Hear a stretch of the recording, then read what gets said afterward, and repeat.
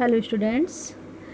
जैसे कि आपको मालूम है हम पढ़ रहे हैं a girl with a basket, जो लिखा है विलियम सी डगलस ने, और इसकी 2 वीडियोज़ मैंने डाल दी। अब ये तीसरी वीडियो है, तो बिना देर करते हुए इसे आगे बढ़ाते हैं। देखिए, आपने पहली वीडियोज में पढ़ लिया था कि वे जो है हर स्टेशन पर रुककर सबसे बात कर रहे थे, विलियम सी डगलस। और जब गाड़ी चलती थी तो उसमें जो उन्हें दिखाई देता था, साथ में उसका भी वर्णन वे करते हुए जा रहे हैं कि खेत कैसे दिख रहे थे गाड़ी में से, और कैसे वहाँ के जंगल थे, गांव के घर कैसे थे, ये सब वे वर्णन साथ में कर रहे हैं। लेकिन जब गाड़ी रुकती थी तो वे उतरकर लोगों से बात भी करते थे। अब देखिए आगे क्या होता है। आगे एट वन स्टेशन, एक स्टेशन पर, माई रूटीन, मेरे जो रूटीन था, मेरी जो सिलसिला था, ऑफ टॉकिंग, बात करने का, विद द पीपल, लोगों से, वो इंटरप्टेड, वो क्या होती है, उसमें बाधा उत्पन्न कर दी जाती है या रोक दिया जाता है या रुकावट कर दी जाती है। उसमें कैसे हो जाती है वो रुकावट, क्या होता है ऐसा। एज सुन एज आई अलाइटेड, जैसे ही मैं अपने डब्बे से उतरा, अलाइटेड मीन्स उतरना, नीचे उतरना। A group of young children, एक समूह छोटे बच्चों को, यंग मीन्स बच्चों, छोटा भी होता है और जवान भी होता है, छोटे बच्चों का एक समूह, गैदर्ड, एकत्रित हो जाता है, इकट्ठा हो जाता है, अराउंड, चारों ओर, मी, मेरे। तो जैसे ही मैं अपने डब्बे से नीचे उतरा तो छोटे बच्चों का एक समूह मेरे चारों ओर इकट्ठा हो जाता है। देवर सेलिंग, वे बेच रहे थे, सेलिंग मीन्स बेचना है ना, बेच रहे थे, बास्केट्स, टोकरियाँ, वे टोकरियाँ बेच रहे थे। अब देखिए डैश आया है तो टोकरियों के बारे में ही बताया जाएगा, जो कि थी, है ना, जो कि थी कैसी, हैंड वोन, हाथ से बुनी हुई, रीड बास्केट यानी कि सरकंडे की टोकरियाँ, सरकंडा एक तरह की लकड़ी होती है बच्चों, उससे बनी हुई थी, with simple design, simple design की थी, वे साधारण सा उनका डिजाइन था, जो भी उन पे कलाकारी थी वो साधारण थी, कोई विशेष कलाकारी उनके ऊपर नहीं थी। एंड पैटर्न, और जो ढांचा था, जो उसका ढांचा था, जैसे टोकरियाँ होती है ऐसा ही उनका ढांचा था, और उनके ऊपर जो डिजाइन से लकड़ियाँ लगाई गई थी वो भी एक सिंपल डिजाइन से ही लगाई गई थी, कलाकारी से ही लगाई गई थी, ऐसी भी टोकरियाँ थी। They held the basket high, दे आया है बच्चों के लिए, कि वे जो बच्चे थे, हेल्ड, पकड़े हुए थे, उठाए हुए थे, द बास्केट्स, टोकरियों को, हाई, ऊपर, बच्चे टोकरियों को ऊपर उठाए हुए थे, शाउटिंग, चिल्लाते हुए, वर्ड्स, कुछ शब्द, कुछ बात चिल्लाते हुए, कुछ शब्द कहते हुए, चिल्लाते हुए, जोर जोर से वे टोकरियों को ऊपर उठाए हुए थे। देखिए यहाँ पर जो ये शाउटिंग है प्रेजेंट पार्टिसिपल, अगर आप ध्यान देंगे दो काम साथ साथ हो रहे हैं, टोकरी भी उठा रहे हैं और चिल्ला भी रहे हैं, तो चिल्लाते हुए, हुआ, हुई, हुए या करके जिसमें लगेगा वो ही प्रेजेंट पार्टिसिपल होगा, और दो काम साथ साथ चलते रहने चाहिए, रुकना नहीं चाहिए कोई सा भी काम, है ना। आगे देखेंगे। आई डिड नॉट नो, मैं नहीं जानता था या मुझे नहीं मालूम था कि वे क्या कह रहे हैं, उन शब्दों का मुझे नहीं पता क्योंकि मैं उनकी भाषा तो जानता नहीं हूँ, लेकिन वे कुछ चिल्ला जरूर रहे थे टोकरी को उठाकर, मैं नहीं जानता था, लेकिन बट कन्वेइंग, क्या हो रहा था, पहुंचा रहे थे वे, है ना, या अब जो मतलब उनके मन में था वो मेरे पास तक आ रहा था, कन्वेइंग मतलब पहुंच रहा था, आ रहा था। अनमिस्टेक, अनमिस्टेकनली यानी कि बिना किसी गलती के, सही रूप से, स्पष्ट रूप से, स्पष्ट रूप से आप कह सकते हैं देयर डिजायर, उनकी इच्छा को। लेकिन जो ये शब्द थे जो वे चिल्ला रहे थे मुझे समझ तो नहीं आ रहे थे, लेकिन जो उनकी डिजायर थी, अभिलाषा थी, इच्छा थी, वो स्पष्ट रूप से वे शब्द पहुंचा रहे थे मेरे पास तक, मेरे पास तक आ रही थी वो उनकी अभिलाषा। क्या अभिलाषा हो सकती है उन बच्चों की, कि टोकरी उठा रहे हैं, चिल्ला रहे हैं और उसके ऊपर टूट के पड़ रहे हैं, तो कि ये बच्चे चाह रहे हैं कि हमारी टोकरियाँ आप खरीद लीजिए, इन्हें आप ले लीजिए, ये मैसेज उनके पास कन्वे हो रहा था, पहुंच रहा था, वे समझ रहे थे इस बात को। अब देखिए आगे क्या होता है। दीज वर रिफ्यूजी चिल्ड्रन, ये जो थे ये वर थे, रिफ्यूजी यानी कि शरणार्थी, शरणार्थी, चिल्ड्रन यानी कि बच्चे। देखो बच्चों, जैसे कि मैंने आपको पहले ही बता दिया कि जब भारत का बंटवारा हुआ था, भारत स्वतंत्र हुआ था, और स्वतंत्र होने के साथ ही भारत के दो हिस्से भी कर दिए गए थे, हिंदुस्तान और पाकिस्तान। तो उस टाइम पे जो पाकिस्तान में रह गए थे हिंदुस्तानी, जो भारत के थे, मतलब जो हिंदुस्तानी थे, वे भारत जो आए थे, किसी कारणवश उन्हें भागना पड़ा था कि भाई धार्मिक दंगे ना भड़क जाए, कहीं ये मुस्लिम हमें ना मार दे, या भारत के ये सोचने लगे कि कहीं हिंदू हमें ना मार दे। तो जब ऐसा हुआ था तो हिंदू जो थे वे तो भारत आने लगे थे, हिंदुस्तान आने लगे थे, और जो मुस्लिम थे वे पाकिस्तान जाने लगे थे। एक क्योंकि अंग्रेज़ों ने ऐसी फूट डाल दी थी हिंदू और मुस्लिम के बीच में, वे देश को आज़ाद तो करके गए लेकिन भारत को दो हिस्से में करके चले गए, और हमेशा के लिए हिंदू और मुस्लिम के मन में एक दूसरे के प्रति थोड़ा डर पैदा वे करके चले गए। तो उस टाइम पे जो ये रिफ्यूजी बच्चे थे पाकिस्तान से आए थे भारत में, शरणार्थी बच्चे थे जो पाकिस्तान से भारत आए थे अपने माता पिता के साथ। When partition between India and Pakistan was decreed, hundreds of thousands of people pulled up their roots and changed their residence। देखिए क्या हुआ था, when जब पार्टीशन बंटवारा हुआ था, जब बंटवारा किया गया था बिटवीन बीच में इंडिया एंड पाकिस्तान, भारत और पाकिस्तान के बीच में जब पार्टीशन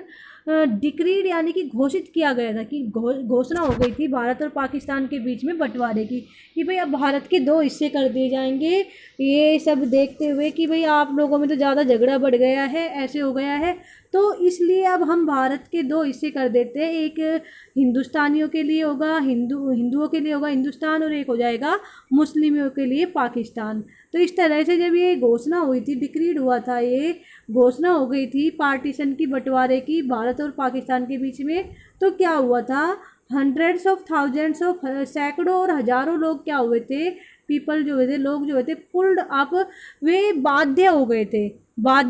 थे। पुल्ड का मीनिंग वैसे बच्चों खींचना होता है पुल्ड अप का, लेकिन यहाँ पर इसका सेंस निकल रहा है, हमें थोड़ा वर्ड की सेंस को भी देखना है ना। उनको धकेल दिया गया था या उनको बाध्य कर दिया गया था, धकेलना भी तो एक तरह से बाध्य करना ही है, बाध्य हो गए थे, उनको बाध्य कर दिया गया था। देयर रूट क्या करने के लिए, उनको बाध्य कर दिया गया था, देयर रूट अपने जो मूल है, अपनी मूल स्थान जो है उनको छोड़ने के लिए बाध्य कर दिया गया था। एंड चेंज और बदलने के लिए बाध्य कर दिया गया था देयर रेजिडेंस अपने निवास स्थान को, कि जब भारत और पाकिस्तान के बीच में बंटवारा हुआ था तो सैकड़ों और हज़ारों लोगों को जो है बाध्य कर दिया गया था, धकेल दिया गया था कि वे अपना मूल स्थान बदल दे, और बदल कर अपना रेजिडेंस भी, वो रहने का स्थान भी बदल दे, अपने घरों को भी बदल दे, निवास स्थान भी बदल दे, ऐसा लोगों को बाध्य कर दिया गया था। बाध्य क्यों हो गए थे, ऐसा क्या हुआ था? देखिए, जब वहाँ पर ये झगड़ा हुआ, भारत और पाकिस्तान को दो हिस्सों में बांटा गया, तो बहुत बुरी उस टाइम पर हमारे देश की हालत हो गई थी। मुस्लिम हिंदुओं को काट रहे थे, हिंदू मुसलमानों को, सब जो है मतलब बहुत बुरा हमारे देश पर इसका इफ़ेक्ट पड़ा था। तो क्या एक डर लोगों के अंदर पैदा हो गया था, या एक इंसान दूसरे इंसान से डरने लगा था, और इसी डर से बाध्य होकर वे चल दिए थे कि वे अपने मूल स्थान को तो बदलते, मतलब जहाँ पर बंटवारे से पहले, क्योंकि पूरा ही भारत था, पूरा ही भारत में जो रह रहे थे भारतीय ही कहला रहे थे, लेकिन जब बंटवारा हुआ था तो वो हिस्सा पाकिस्तान क्योंकि बन चुका था, उनका जो मूल स्थान था जहाँ वे पैदा हुए थे, तो वे बाध्य हो गए थे कि अब उस मूल स्थान को छोड़ दें और अपना निवास स्थान कोई और बना ले, रहने का स्थान कोई और बना ले। आगे देखिए, 9 million people left Pakistan. 9 million यानी कि 90 लाख। देखिए बच्चों, 1 मिलियन में 10 लाख होते हैं, ठीक है, 10 लाख होते हैं 1 मिलियन में, तो 9 मिलियन में कितने हुए, 90 लाख, ठीक है। तो 90 लाख लोगों ने, 90 लाख लोगों ने लेफ्ट छोड़ा था पाकिस्तान को, एंड केम और आ गए थे टू इंडिया भारत में, ड्राइवन बाय मतलब कारण से, ड्राइवन बाय होता है कारण से, या आप कह सकते हैं दबाव में आकर या धकेल दिए गए थे, ये आप यहाँ पर कह सकते हैं कि डर से, ठीक है, डर से भी कह सकते हैं, या कारण से द बाय द फियर, डर से है ना, कारण डर के कारण ऑफ रिलीजियस यानी कि धार्मिक, फेनेटिसिज्म होता है बच्चों दंगा या उन्माद, है ना, कि 90 लाख लोग पाकिस्तान छोड़कर भारत आ गए थे डर के कारण, किसके, धार्मिक उन्माद के, धार्मिक दंगों के डर के कारण वे भारत आ गए थे पाकिस्तान को छोड़कर। They were poor people to India, they were poor people वे गरीब लोग थे। टू स्टार्ट विद, देखिए शुरुआत, यहाँ पर देखिए स्टार्ट का मीनिंग क्या होता है, स्टार्ट करना यानी शुरुआत करना। यहाँ पर स्टार्ट किस लिए लगाया गया है, जब वे वहाँ से चले, शुरुआत की उन्होंने चलने की, यात्रा शुरू कर दी भारत के लिए, ठीक है, कि वे लोग गरीब थे। टू स्टार्ट विद, जब उन्होंने शुरुआत की यात्रा की, यात्रा के दौरान ही वे गरीब थे। यात्रा की शुरुआत जब उन्होंने की, मतलब पाकिस्तान को जब छोड़ा तभी वे बेचारे गरीब थे, है ना, जब यात्रा शुरू की भारत के लिए और पाकिस्तान छोड़ दिया था तभी वे गरीब थे। देवर पुअर, वे और गरीब हो गए। देखिए पुअर की कंपैरेटिव डिग्री है, ये मैंने आपको सिखाई है। और पुअर हो गए, अधिक पुअर हो गए, है ना, अधिक हो गया। अब पहले पुअर थे, अब अधिक पुअर हो गए, पुअर हो गया, है ना, अधिक पुअर हो गए। As they begin their long track, as they begin, जब उन्होंने शुरुआत की कर दी, है ना, जब वे चल दिए, शुरुआत कर दी उन्होंने, देयर लॉन्ग ट्रैक, अपनी इस लंबी ट्रैक यानी कि यात्रा की, जो समूह में वे यात्रा कर रहे थे, जो एक कारवान उनका बन गया था यात्रा का, वे मतलब जो चल रहे थे भारत की ओर, जो उन्होंने कदम बढ़ाया था एक देश से दूसरे देश में निवास करने की, जो उन्होंने यात्रा की थी जत्था बनाकर, ग्रुप बनाकर, तो उसमें वे और गरीब हो गए थे। जब स्टार्ट की उन्होंने, स्टार्ट करने वाले थे, वे शुरू करने वाले थे यात्रा, तभी गरीब थे। और जब उन्होंने शुरुआत कर दी और चलना शुरू कर दिया, जारी कर दिया उस यात्रा को, तो वे और भी गरीब हो गए। For all they could carry was a bit of food and a few belongings. देखिए फॉर, क्योंकि, यहाँ पर क्योंकि मीनिंग आया है, आप तुरंत पहचान गए होंगे कि ये कंपाउंड सेंटेंस है ना, क्योंकि ऑल दे कुड कैरी, जो कुछ वे ला सकते थे, ऑल सब कुछ, है ना, ऑल सब, दे कुड, जो वे कर सकते थे, कैरी ला, जो वे ला सकते थे, वो जा बिट ऑफ फूड, वो था क्या, अ बिट थोड़ा सा, वो फूड खाना, जो वे अपने साथ ला सकते उसमें थोड़ा सा तो खाना था। एंड अ फ्यू बिलोंगिंग्स, और कुछ थोड़ा सा, फ्यू मीन्स होते हैं थोड़ा बहुत या कुछ, बिलोंगिंग्स यानी कि सामान, कुछ थोड़ा बहुत वे सामान अपने साथ ला सकते थे और थोड़ा खाना ला सकते थे, इसलिए वे गरीब हो गए थे, क्योंकि खाना तो एक दिन ख़त्म होना ही था। सून देवर आउट ऑफ फूड, सून जल्दी ही, देवर वे हो गए थे या उनका हो गया था, वे हो गए थे आउट ऑफ मतलब बिल्कुल खाली, फूड खाने से बिल्कुल खाली हो गए थे या उनका खाना बिल्कुल ख़त्म हो गया था। A few days after they started, they began to fall by the wayside from the weakness of hunger and died where they fell. देखिए अब क्या कह रहे हैं, a few days, few means कुछ, डेज यानी कि दिन, आफ्टर यानी कि बाद। अब फ्यू का मीनिंग होता है कुछ दिन बाद, कुछ दिनों बाद, है ना। दे स्टार्टेड, जब उन्होंने शुरुआत की, जब वे चले यात्रा के लिए, उसके कुछ दिन बाद, यात्रा की शुरुआत करने के कुछ दिन बाद, दे बिगेन टू फॉल, वे गिरने शुरू हो गए, है ना, चक्कर आके गिरने शुरू हो गए। बाय द वे साइड, सड़क के किनारे, वे साइड होता है सड़क के किनारे। फ्रॉम द वीकनेस यानी कि किसके कारण, कमजोरी के कारण। ऑफ हंगर, खाने की, खाना न मिलने से, कमजोरी के कारण वे सड़क के किनारे गिरना शुरू हो गए, चक्कर आके सड़क के किनारे गिरना शुरू हो गए। जब वे भारत आ रहे थे पाकिस्तान को छोड़कर, वे शरणार्थी लोग, उनके बारे में बता रहे, राइटर बता रहे हैं कि जिन बच्चों ने उन्हें घेरा था, वे जिनके बच्चे थे शरणार्थी लोगों के, जिनके, जो उनके माँ बाप के बारे में थोड़ी डिटेल दे रहे हैं वे राइटर, अभी उनके बारे में बाद में बताएंगे कि वे अब क्या कर रहे हैं ना, वे बच्चे क्या कर रहे हैं, पहले उनकी डिटेल दे रहे हैं कि वे बच्चे आए कहाँ से, है ना। तो उनके माँ बाप के साथ ये हुआ था कि भाई उन्हें धार्मिक दंगों के डर से अपना देश छोड़ना पड़ा, अपना निवास स्थान बदलना पड़ा, और जब उन्होंने यात्रा शुरू की तो वे थोड़ा ही सामान अपने साथ ला सके, अपने कपड़े वगैरह, छोटा छोटा सामान और खाने का सामान, जो जल्दी ही ख़त्म हो गया, और खाना न मिलने के कारण उनमें एक अजीब सी कमजोरी आई, जिसके कारण वे जहाँ चलते चलते सड़क के किनारे ही वे गिर जाते थे। एंड डाइड, और मर जाते थे, वेयर दे फेल, जहाँ पर भी वे गिरते थे, इतने कमज़ोर हो गए थे कि गिरते ही वे मर जाते थे। द चिल्ड्रन सेलिंग बास्केट्स, अब बच्चों का जिक्र आया है उनका। द चिल्ड्रन सेलिंग बास्केट, वे बच्चे जो बेच रहे थे टोकरियाँ, फिर से बच्चों से पहले द आया है, एडजेक्टिव का ही पार्ट है, डिटरमाइनर है यहाँ पर, वे मीनिंग आया है यहाँ पर द का। वे बच्चे जो टोकरियाँ बेच रहे थे, वर वे थे क्या, सन्स एंड डॉटर्स, बेटे और बेटी, या पुत्र या पुत्रियाँ, ऑफ दीज रिफ्यूजीज, इन शरणार्थी लोगों के ही, जो भारत आए थे पाकिस्तान से, ठीक है, उनके ही बच्चे थे ये। दे और देयर पेरेंट्स और relatives had gather in the cities, वे बच्चे और या फिर उनके माता पिता या उनके रिश्तेदार हैड गैदर्ड एकत्रित हुए थे इन द सिटीज़, नगरों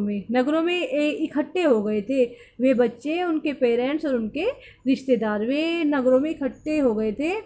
सेटिंग अप, कैसे इकट्ठे हो गए थे? सेट, देखो बच्चों, सेट होता है एक तरह का ग्रुप जिसको बोल सकते हैं, जत्था जिसको बोल सकते हैं, लेकिन जब सेट के साथ हम लगा देते हैं अप, सेट के साथ अप लगते ही इसका मीनिंग हो जाता है स्थापित करना या लगाना, स्थापित,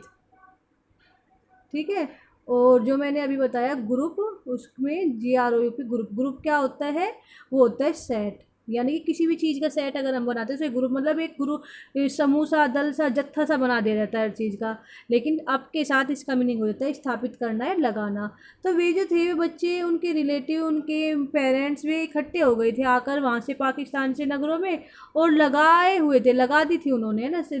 लगा दी थी, क्या लगा दी थी? स्थापित कर दी थी, स्टॉल, यानी कि अपनी छोटी छोटी खुली दुकान,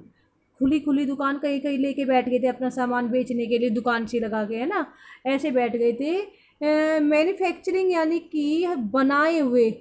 हुए सिंपल आर्टिकल्स, जो साधारण सामान थे, साधारण सामान जो बनाए गए थे, उनकी खुली दुकान लगाकर, छोटी छोटी दुकान लगाकर स्थापित कर वे स्थापित कर ली थी उन्होंने, ठीक है। तो क्या कह रहे हैं कि ये जो बच्चे थे, ये उन शरणार्थी लोगों के ही बच्चे थे, ये बच्चे, इनके माता पिता, इनके रिश्तेदार नगरों में आकर रहने लगे थे, इकट्ठे हो गए थे, और अपनी दुकानें अपने हाथ से बनाए हुए आर्टिकल्स की दुकानें स्थापित कर ली थी इन्होंने, दुकानें बना बना कर ये बैठ गए थे बेचारे। Trying to make living in markets already over crowded, trying, और कोशिश कर रहे थे लोग क्या करने की? टू मेक, देखिए यहाँ पर मेक का मीनिंग है कमाना, हमें थोड़ा सेंस भी समझना पड़ता है ना, मेक मीन्स बनाना थोड़ी होगा, कमाना, कोशिश कर रहे थे कमाने की, किस चीज़ को? लिविंग, अपनी जीविका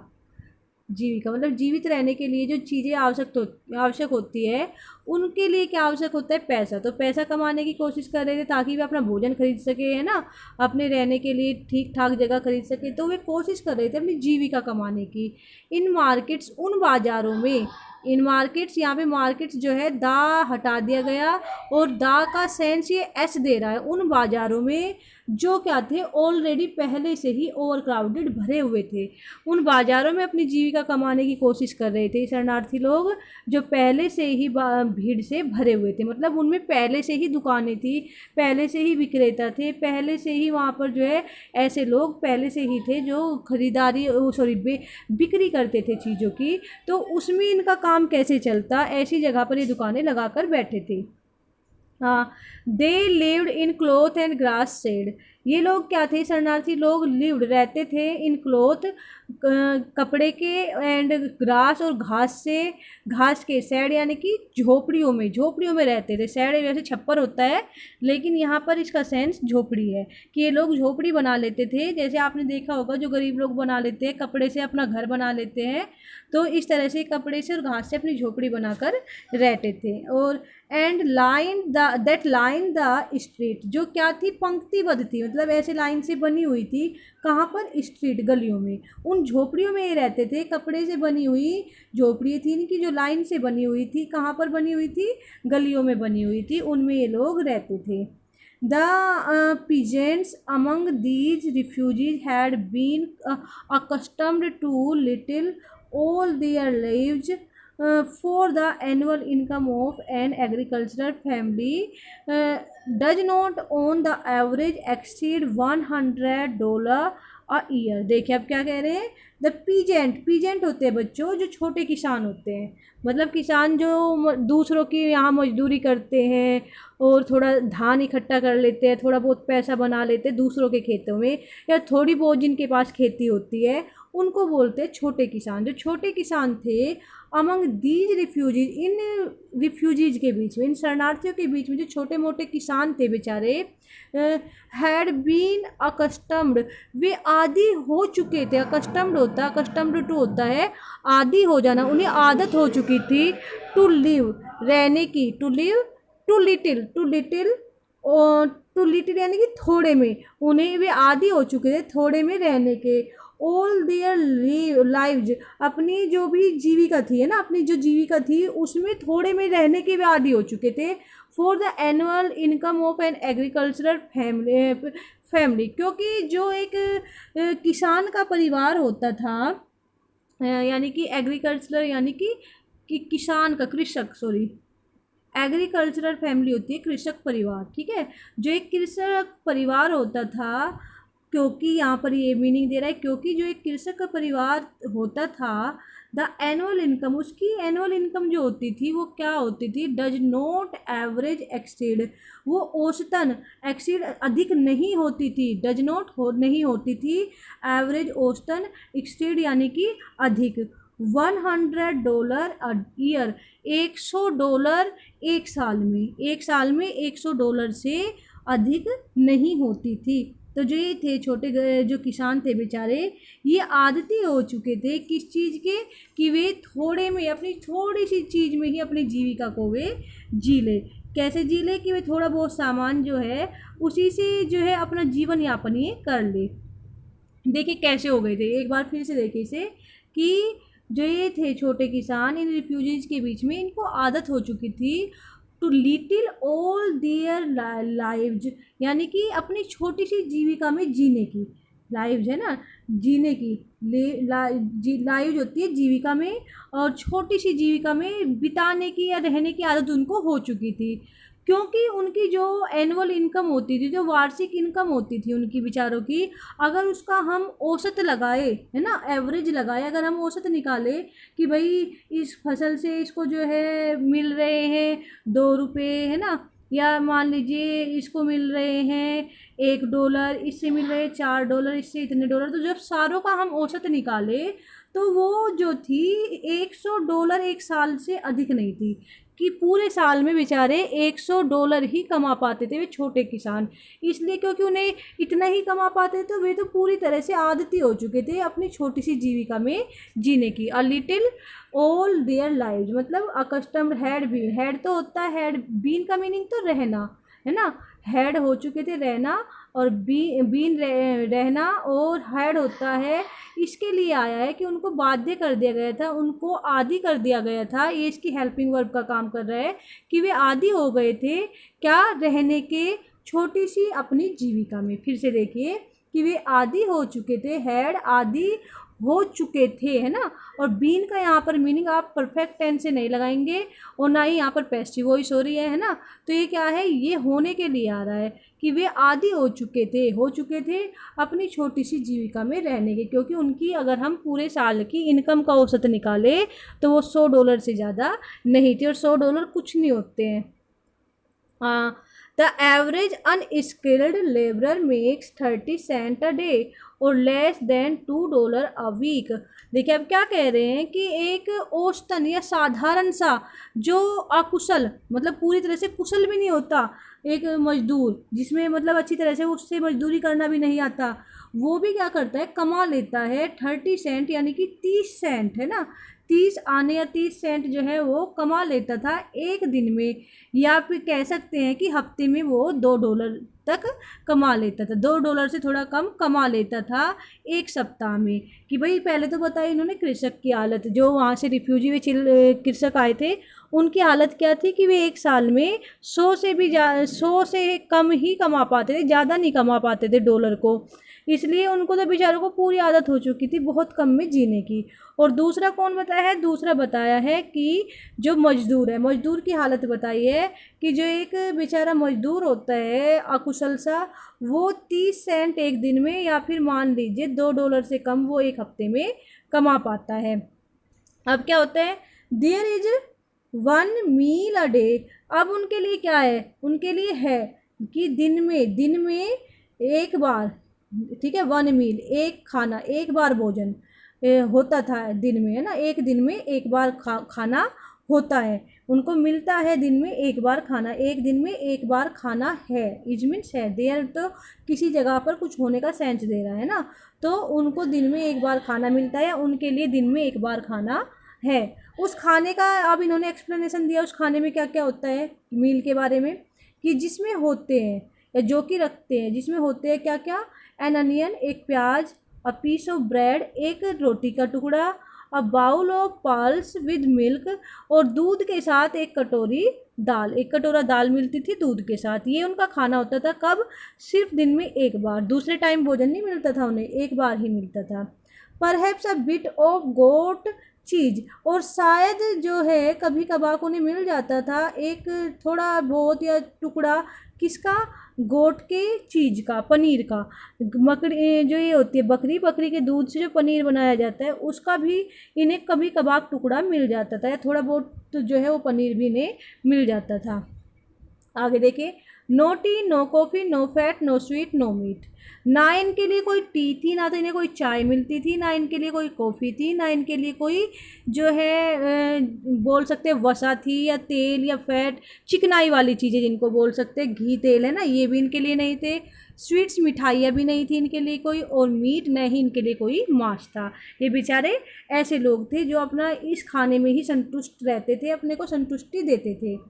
$100 a year is not $2 a week. अब क्या कह रहे हैं कि एक साल में $100 का मतलब क्या है कि नोट नहीं मिलते हैं। अगर हम एवरेज लगाए कि एक साल में $100 का मतलब हफ्ते में $2 भी नहीं है। अगर हम हिसाब लगाए तो एक साल में अगर $100 की बात करें तो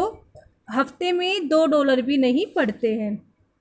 किसकी बात हुई यहाँ पे? उन किसानों की बात हुई जिनको साल में 100 से ज़्यादा डॉलर नहीं पड़ते थे।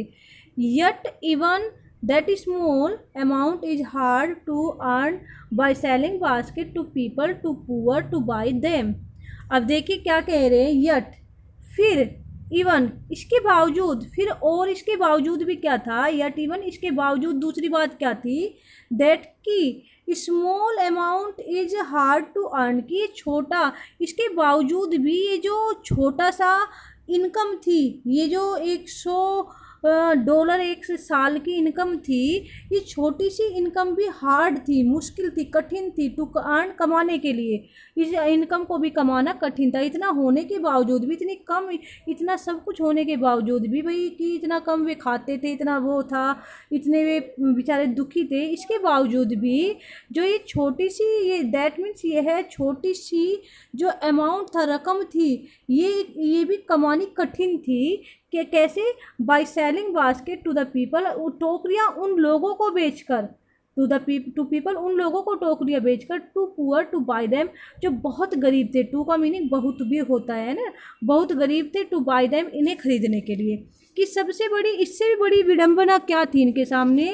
इसके इतना सब कुछ होने के बावजूद भी सबसे बड़ी विडंबना थी वो ये थी कि छोटा जो अमाउंट था, जो छोटी सी रकम थी, इसे कमाना भी इसलिए कठिन था क्योंकि जो लोग वहाँ पर थे वे भी इनकी तरह ही गरीब थे, वे बहुत गरीब थे, और वे इनको भी नहीं खरीद पा रहे थे, इनकी इतनी सस्ती टोकरियों को भी नहीं खरीद पा रहे थे। ये इनके लिए बहुत बड़ी विडंबना थी कि भारत में बहुत ज़्यादा गरीबी उस टाइम पर थी, इसलिए इन लोगों के लिए छोटा सा पैसा कमाना भी बहुत बड़ी बात हो रही थी, क्योंकि लोग बहुत गरीब थे और वे इतनी कम इनकम की चीज़ भी खरीदने में समर्थ नहीं थे, इसलिए इनकी हालत और बदतर होती जा रही थी।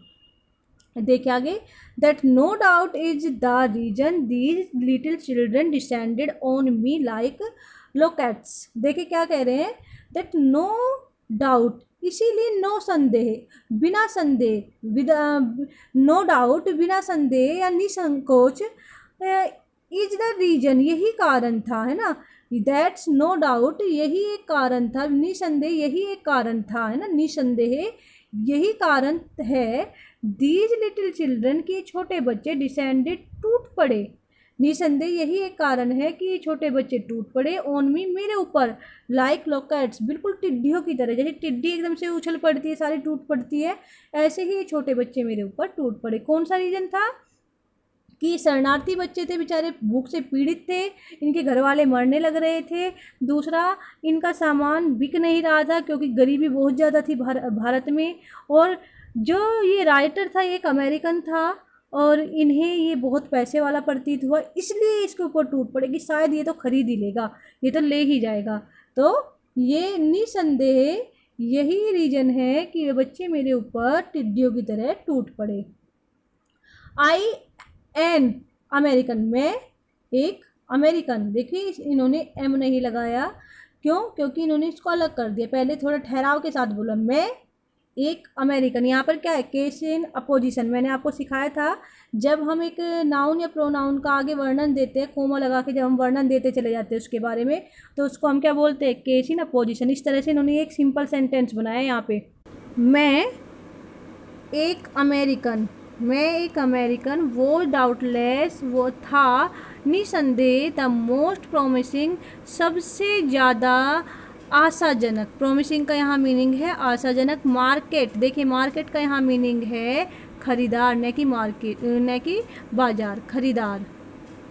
ठीक है, खरीदार। दे हैड सीन, जो आज तक उन्होंने देखा था, जो उन्होंने देखा था उनमें सबसे ज़्यादा जो आशाजनक खरीदार था उनको मैं प्रतीत हुआ। जितने भी उन्हें दिख रहे थे या देखे थे उन्होंने, तो उनमें सबसे ज़्यादा मैं उनको आशाजनक खरीदार प्रतीत हुआ। क्योंकि क्यों प्रतीत हुआ? मैं एक अमेरिकन था, इसलिए निसंदेह उनको मैं एक आशाजनक खरीदार दिखाई दिया। आई बोट, मैंने खरीदा, वन टीनी बास्केट, एक छोटी सी टोकरी। मैंने एक छोटी टोकरी खरीदी। फॉर अ फ्यू अनाज, फॉर, देखिए बच्चों जब हम कोई चीज़ खरीदते हैं, मैंने कहा कि मैंने आई बोट अ पेन, ये नहीं लिखेंगे इन 10 रुपीज़, हम लिखेंगे 4।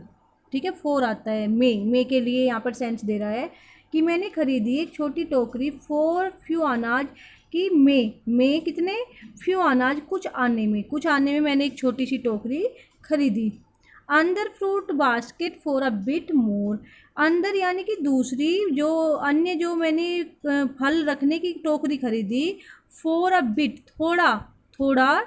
किसमें? फॉर अ बिट यानी कि थोड़ा अधिक, मोर मीन्स अधिक, थोड़ा अधिक पैसों में, है ना। ये तो मैंने कुछ आने में खरीदी, थोड़े और अधिक में मैंने एक फल रखने की टोकरी खरीदी, है ना। फॉर अ बिट मोर, थोड़ा और अधिक में, है ना। A beautiful waste paper basket for a rupee, एक सुंदर जो रद्दी के कागज रखने की टोकरी है वो मैंने खरीदी, कितने में? 1 रुपये में, वो मैंने 1 रुपये में खरीदी। A lovely sewing basket for a rupee, और एक प्यारी सी सुंदर सी सिलाई का सामान रखने की, सीविंग यानी कि सिलाई का सामान, धागे सुई वगैरह रखने की जो बास्केट थी वो मैंने खरीदी केवल 1 रुपये में। आ फ्यू फैंस, कुछ पंखे फॉर एन आना, मैंने खरीदे कुछ आने में, कुछ पंखे मैंने कुछ आने में खरीदे, है ना। एक आने में खरीदे, सॉरी, एक आने में खरीदे। और टू अ पीस, मैंने देखे कुछ पंखे खरीदे, कुछ पंखों में मतलब एक पीस, जो पंखे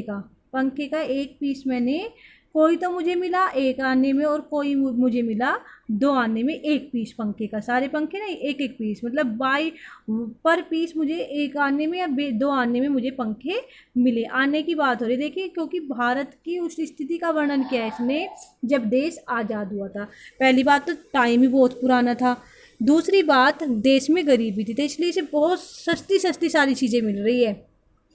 कि मैंने कुछ पंखे, प्रति पंखे की दर जो उसने बताई, कोई 1 आने में पड़ रहा था और कोई 2 आने में उसे पड़ रहा था, ये भी उसने खरीदे। My arms were filled and I had spent not 50 cents. देखिए अब क्या कह रहा है राइटर, कि जो मेरे हाथ थे वर फील्ड में भर चुके थे, भरे हुए थे, एंड आई और मैंने, हैड स्पेंट मैंने खर्च किया, नोट नहीं, मैंने खर्च भी नहीं किया, 50 सेंट 50 सेंट तक, मैंने 50 सेंट भी खर्च नहीं किया और मेरे हाथ पूर्ण रूप से भर चुके थे। मैंने इतना सामान खरीद लिया था कि मेरे हाथ भर गए थे, जबकि मेरे 50 सेंट भी ख़त्म नहीं हुए थे। The the children pressed in shouting their wares, बच्चे जो थे वे क्या कर रहे थे? धक्का मुक्की कर रहे थे। प्रेस्ड इन यानी कि धक्का मुक्की कर रहे थे, एक दूसरे को धकेल रहे थे, मेरी तरफ को धकेल रहे थे। शाउटिंग, चिल्लाते हुए। देयर वेज, अपने, वेज होता है माल के बारे में। शाउटिंग देयर वेज, अपने माल के बारे में चिल्लाते, अपने सामान के बारे में चिल्लाते हुए बच्चे मेरी तरफ धक्का मुक्की कर रहे थे। अब क्या हुआ? आई वॉज प्रिजनर, मैं बिल्कुल एक कैदी की तरह हो गया था, कैद सा हो गया था बच्चों के उससे, है ना। और क्या हो गया था? कंप्लीटली सराउंडेड, और पूर्ण रूप से घिर चुका था, बच्चों ने पूर्ण रूप से मुझे घेर लिया था। अनेबल टू मूव, और मैं अयोग्य हो गया था मुड़ने के लिए भी। इस तरह से उन्होंने मुझे घेर लिया था कि मैं हिल डुल भी नहीं पा रहा था बच्चों के कारण। बच्चों की धिक्का पेल से मैं इस तरह से हो गया था, एक कैदी की तरह हो गया था। बच्चों ने इस तरह से घेर लिया था मुझे, एक कैदी की तरह चारों ओर से घेर लिया था, कम्प्लीटली सराउंडेड, पूर्ण रूप से घेर लिया था। और मैं घूम चल मतलब मूव करने के भी योग्य नहीं था, हिल डुल भी नहीं पा रहा था। द मोस्ट डिलीजेंट, सबसे ज़्यादा जो हम कह सकते हैं भाई डिलीजेंट, यानी कि जो बहुत ही ज़्यादा मेहनती, मेहनती जिसको हम कह सकते हैं, सबसे ज़्यादा मेहनती। एग्रेसिव होता है चुस्त, जो बहुत ज़्यादा तरोताज़ा या बहुत एक्टिव जिसको हम कह सकते हैं। वेंडर होती है विक्रेता। वो जब ब्यूटीफुल गर्ल ऑफ 9, कि वो थी एक सुंदर सी लड़की, 9 साल की, 9 साल की सुंदर सी लड़की जो एक बहुत मेहनती और चुस्त विक्रेता थी। Right in front of me, वो बिल्कुल मेरे सामने खड़ी थी। कि ये जो बच्चे थे सारों में, एक सबसे ज़्यादा मेहनती चुस्त विक्रेता यानी कि बेचने वाली लड़की, बेचने वाली 9 साल की सुंदर लड़की मेरे सामने थी। She had a lovely basket, वो लिए हुए थी एक सुंदर सी टोकरी, विद हैंडल, हैंडल के साथ, उसमें हैंडल भी था उसकी टोकरी में। एंड शी वांटेड, और वो चाहती थी, आ रुपी एंड आ हाफ, यानी कि एक पूरा रुपया और एक आधा रुपया, यानी कि 1.5 रुपया। वो 1.5 रुपया चाहती थी, फॉर इट, इसका दाम, वो इसका दाम 1.5 रुपया चाहती थी। और अबाउट 30 सेंट, या कह सकते हैं कि वो 30 सेंट तक इसका दाम चाहती थी। वो लड़की, वो छोटी सी लड़की जो हैंडल वाली टोकरी लिए मेरे सामने खड़ी थी, वो बहुत मेहनती थी, चुस्त थी और अच्छी विक्रेता थी। वो उस टोकरी का दाम 30 सेंट तक चाहती थी, या भारत की मुद्रा में कहे तो वो क्या चाहती थी, वो 1.5 रुपया उसका दाम चाहती थी। सी वॉज एन अर्नेस्ट प्लीडर, वो क्या थी, वो थी बहुत ही ज़्यादा, सबसे ज़्यादा, अर्नेस्ट यानी कि सबसे ज़्यादा,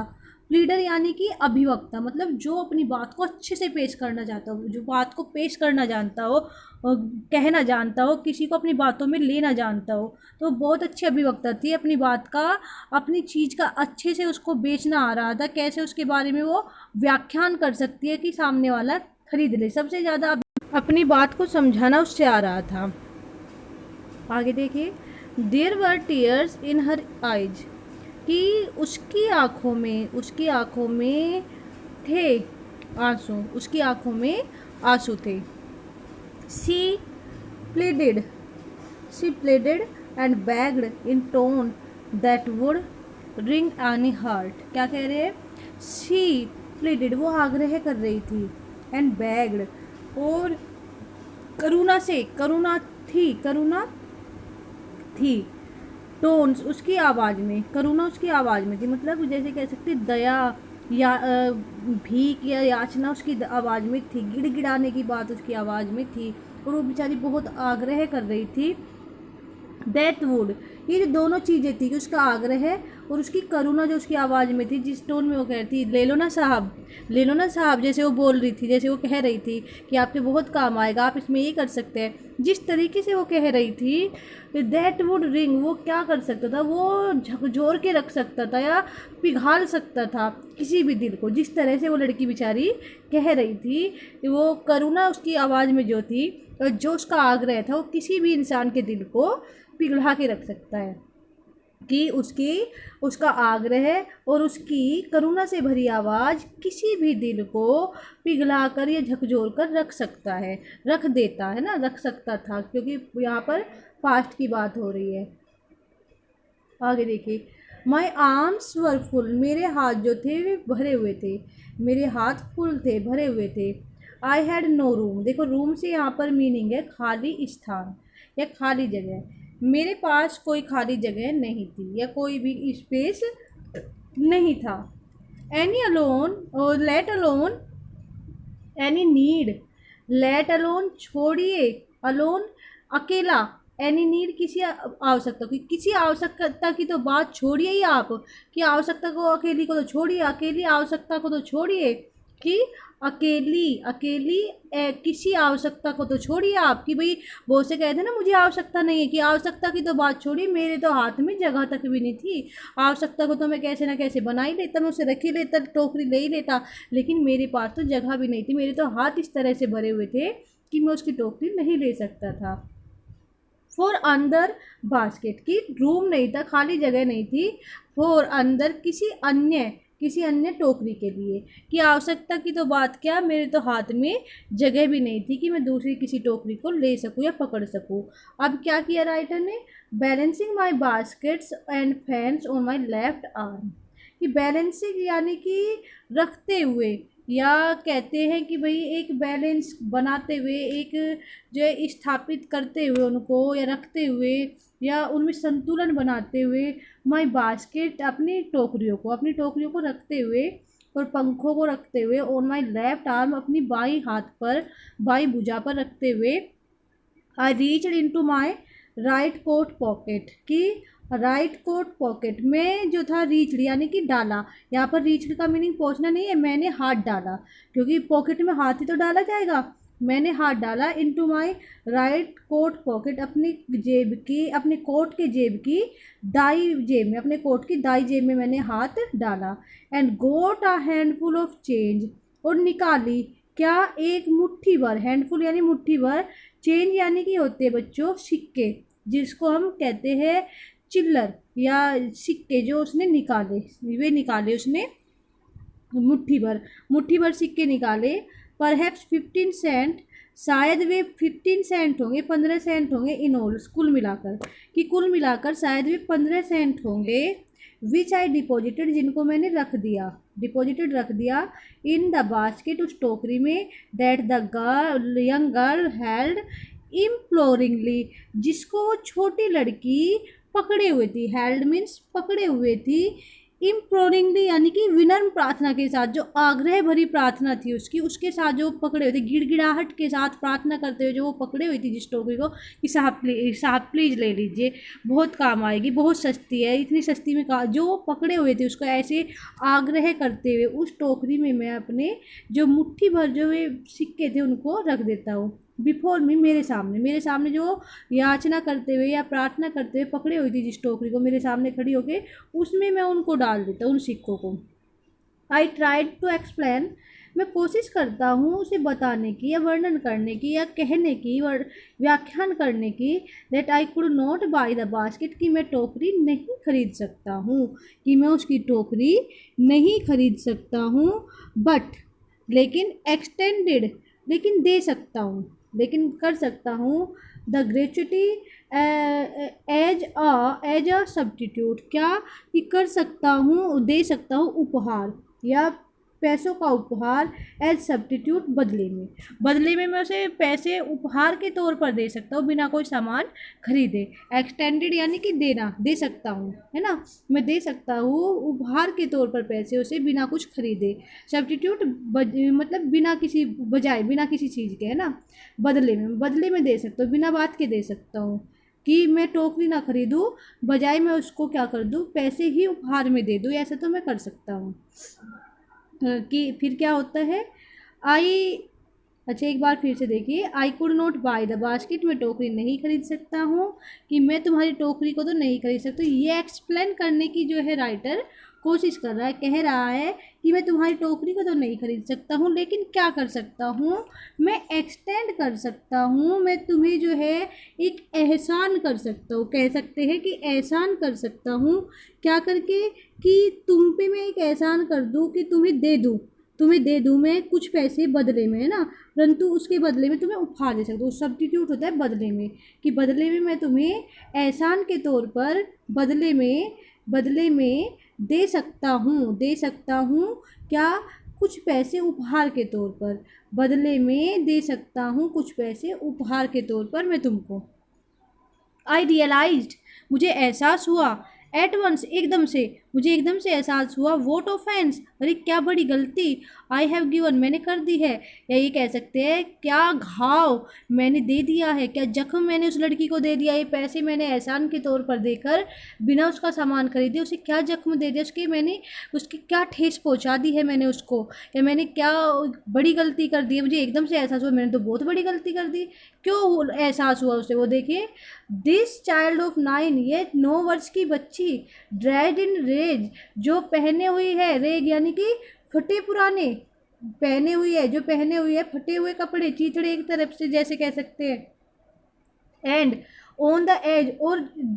कह सकते हैं कि वो कगार पर है, कगार पर है, किनारे पर है, ऑफ स्टेशन यानी कि भुखमरी की कगार पर है 9 साल की बच्ची, जो फटे पुराने कपड़े पहने हुए, चीथड़े पहने हुए है, और जो मरने की कगार, भुखमरी की कगार पर, उनको खाना तक नहीं मिल पा रहा है गरीबी के कारण। रेज हर चीन, उसने अपनी ठोड़ी को उठाया, रेजमेंट्स उठाया, हर चीन यानी कि अपनी ठोड़ी को, मतलब पूरे गर्व में, पूरे स्वाभिमान से अपने अपने मुंह को उसने ऊपर उठाया। रीच इनटू द बास्केट, और टोकरी में हाथ डाला, रीच इनटू यानी टोकरी, हाथ डाला टोकरी में, and with all the pride, और पूरे गर्व के साथ, पूरे घमंड के साथ, पूरे स्वाभिमान के साथ, है ना, एंड ग्रेशियसनेस, और शालीनता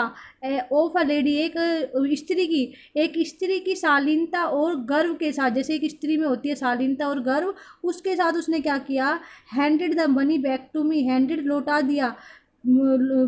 दिया या दे दिया मनी, पैसे को, बैक वापस टू मी, मुझे पैसा वापस दे दिया। बिल्कुल एक औरत, जैसे एक औरत में स्वाभिमान होता है और शालीनता होती है एक अच्छी स्त्री में, उसी की तरह उसने मुझे क्या किया, मेरा पैसा वापस लौटा दिया। There was only one thing that I could do, केवल एक ही चीज़ बची थी जो मैं कर सकता था, है ना, क्या कर सकता था, आई बोट द बास्केट, मैंने टोकरी खरीद ली, मैंने उस लड़की की टोकरी खरीद ली, क्योंकि उसने तो मना कर दिया कि ऐसे एहसान नहीं चाहिए, सामान लेना हो तो पैसे दो, वरना तो मुझे पैसे ऐसे किसी की भीख नहीं चाहिए, भिखारी नहीं है हम। सी विप्ड हर आइज, उसने पहुँच ली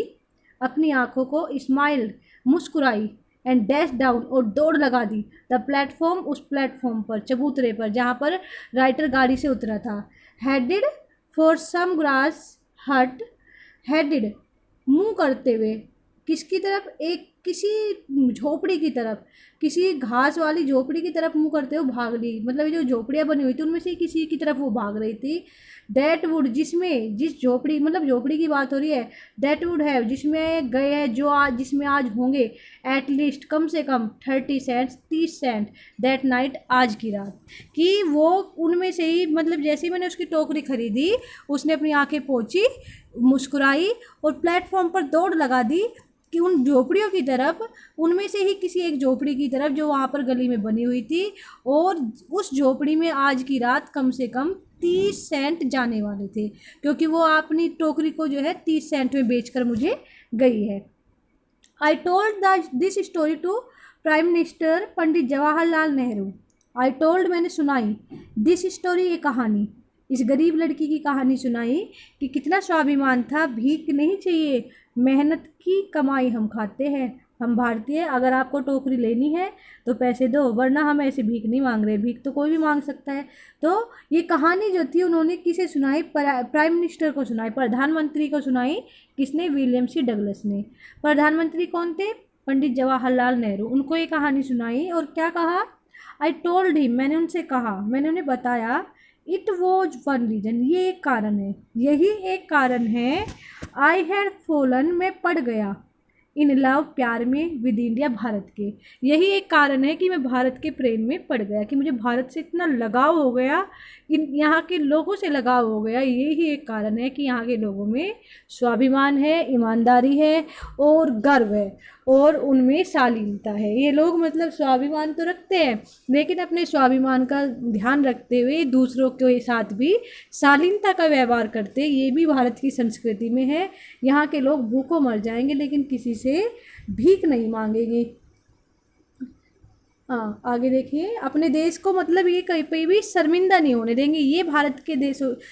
के लोगों की महानता है, उनकी खास बात है। द पीपल आई सा इन इंडिया, वे लोग जो मैंने देखे भारत में, अब उनका वर्णन कर रहा है कैसे थे। Those in villages as well as those in high offices, कि वे सारे ही लोग, चाहे वे विलेज से हो एज वेल एज, साथ ही साथ चाहे वे किसी बड़े ऑफिस से हो, भारत के हर तरह के लोग, मतलब गांव के देहाती लोग या पढ़े लिखे शहर के ऑफिस वाले लोग, जिनसे भी मैं मिला भारत में, have both pride and a lively sense of decency and citizenship, कि जिनसे भी मैं मिला हूँ,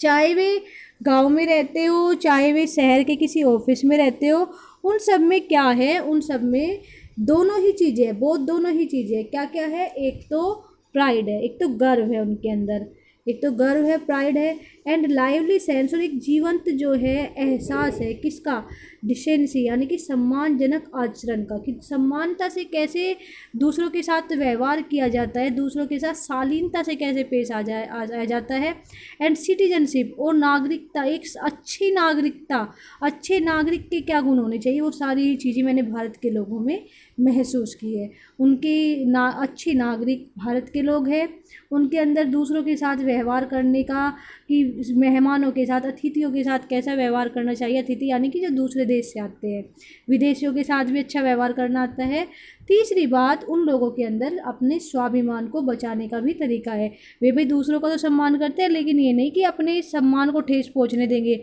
अपना सम्मान भी उनको सर्वोपरि है। ये बातें मैंने भारत में महसूस की, जिनके कारण मैं भारत का फ़ैन हो गया। कौन कह रहे हैं, William C Douglas. They also have a passion for independence, और मैंने क्या महसूस किया, ये महसूस किया कि ये जो लोग हैं इनके अंदर है, इनके अंदर भी है, क्या भी है, पैशन, एक अति उत्साह, अति तीव्र भावना फॉर इंडिपेंडेंस, स्वतंत्रता के लिए, कि स्वतंत्रता की तीव्र इच्छा भी मैंने इन लोगों के अंदर देखी है। स्वतंत्रता, स्वतंत्र विचार, अपने स्वतंत्रता, मतलब किसी से बंध के नहीं रहना चाहते, जैसे कि मैंने आपको कैरेक्टर ऑफ हैप्पी लाइफ में बताया था। दिस ब्यूटीफुल चाइल्ड, इस सुंदर लड़की ने, ठीक है, जिसका जिक्र कौन कर रहे हैं, अब उसके बारे में बता रहे हैं, बोर्न इन स्क्वेलर, जो गंदगी में पैदा हुई है, गंदी बस्तियों में पैदा हुई है, एंड पॉवर्टी, और गरीबी में पैदा हुई है, अनएजुकेटेड है बेचारी, पढ़ी लिखी नहीं, स्कूल नहीं गई है, किस चीज़ में अनएजुकेटेड है, एक तो नए तो उसे ग्रामर आता है, भाषा का ज्ञान नहीं है, यानी कि भाषा संबंधी उसे ज्ञान नहीं है, कैसे भाषा बोलनी चाहिए, है ना, क्या मतलब किस शब्द को कैसे बोलना चाहिए, ये नहीं पता उसे बेचारी को, एंड मैनर, और तरीक़ों का नहीं पता है, दोनों ही चीज़ से वो अशिक्षित है। फिर भी क्या किया, हैव गिवन मी, उसने मुझे दे दी, अग्लिम्स, एक झलक, एक झांकी दिखा दी, of the warm soil of India, Bharat की, जो वार्म से यहाँ पर मीनिंग बच्चों गर्म नहीं होगा बल्कि जीवंत, जो जीवंत, जो भारत की आत्मा है, जीवंत आत्मा कौन सी है भारत की, उसका, उसके लोगों का सेल्फ रिस्पेक्ट, उसके लोगों का दूसरों के साथ शालीनता से, जो ये डिसेंसी है, ये डिसेंसी उसके लोगों की, और एक गुड सिटीजनशिप जो भारत के लोगों में है, ये इस छोटी सी लड़की ने ही मुझे दिखा दी। चाहे बेचारी एजुकेटेड ना हो, ग्रामर का इसे ज्ञान ना हो, मैनर्स का इसे ज्ञान ना हो बेचारी को, कि कैसे कपड़े पहनने हैं, कैसे उठना है, बैठना है, कैसे खाना है, ये मैनर उसके अंदर ना हो, बेचारी को पढ़ना लिखना ना आता हो, गंदगी में पैदा हुई है, गरीबी में पैदा हुई है, फिर भी इसने अपने व्यवहार से, जो मैंने उसको एक भीख की तरह से पैसा देने की कोशिश की, और उसे जो उसने लौटा दिया, और बहुत अच्छे तरीके से इसने क्या किया, अपने इस व्यवहार से मुझे पूरी ही झांकी दिखा दी भारत के, किसकी, जीवंत आत्मा की। यही भारत है, यही भारत के लोग हैं, जो क्या है, यही भारत की संस्कृति है, यही भारत की सभ्यता है, ये इसने मुझे दिखा दिया। Thank you. आई होप आपको ये सारा ट्रांसलेशन समझ आया होगा। अब मैं आपको एक्सप्लेनेशन दूंगी जो आपको करनी है। Thank you, take care.